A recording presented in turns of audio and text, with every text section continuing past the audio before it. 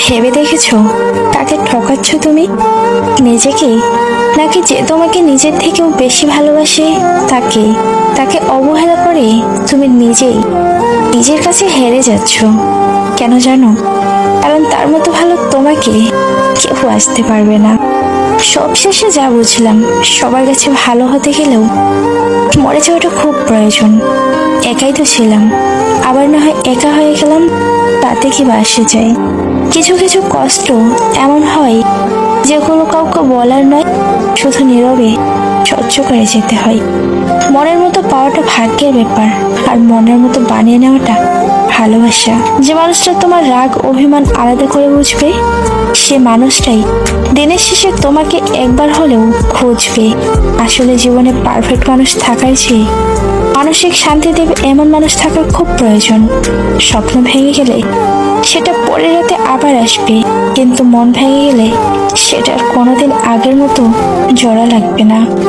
বুঝলে প্রিয়, একদিন কাঁদতে কাঁদতে তুমিও বলবে ওর মতো কাউকে পাওয়া সত্যি খুব কঠিন। কেউ কারো নয়, কেউ কারো ছিল না। সবাই প্রয়োজনে আসে, আবার প্রয়োজন ফুরিয়ে গেলে চলেও যায়। আসলে ভুলটা তোমার না, ভুলটা আমার। পাবো না জেনেও তোমাকে পাগলের মতো ভালোবেসে যাচ্ছি। জীবনে কাউকে পাওয়ার জন্য কাঁদবেন না, কারণ যার জন্য আপনি কাঁদবেন সে কখনো আপনার হবে না। আর যে আপনার জন্য জীবনে কাউকে পাওয়ার জন্য কাঁদবেন না, কারণ যার জন্য আপনি কাঁদবেন সে কখনো আপনার হবে না। আর যে আপনার হবে সে কখনোই আপনাকে কাঁদতে দেবে না। কারোর খুব কাছের মানুষ হতে চেয়েছিলাম, কিন্তু আফসোস আজ সবচেয়ে দূরের মানুষ হয়ে গেলাম। নিজে ভালো তো জগৎ ভালো, এটা সম্পূর্ণ মিথ্যা কথা। আপনি যতই ভালো হবেন, মানুষ ততই আপনাকে ঠকিয়ে দেবে। তোমাকে ভোলার ক্ষমতা সত্যি আমার নেই। হাজার কষ্টের মাঝেও শুধু তোমাকেই মনে পড়ে। জীবনের কঠিন সময়ে যখন নিজেকে একাই চলতে হয়, তাহলে ভালো সময়ে তাদের দরকার কি? কিছু কিছু পরিস্থিতি এমনও ছিল, চোখের কোণে জল জমেছিল, কিন্তু নিচে ঝরতে পারিনি। যদি তোমাকে ভালোবেসে ঠকতাম, তাহলে মনকে বোঝাতে পারতাম হয়তো আমার ভালোবাসায় কোনো কমতি ছিল, কিন্তু আমি তো তোমাকে বিশ্বাস করে ঠকেছি। এর হিসাব তোমাকে এক আল্লাহর কাছে দিতেই হবে। রাজপ্রাসাদের দরকার নেই, কারণ ভালোবাসাটা সত্যি হলে করে ঘরেও সুখে থাকা যায়।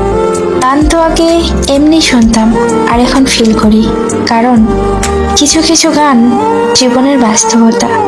জানি তুমি ব্যস্ত, তবুও এই বোকা মনটা বারবার ফোন চেক করে, শুধু এই ভেবে যদি তুমি মেসেজ করো।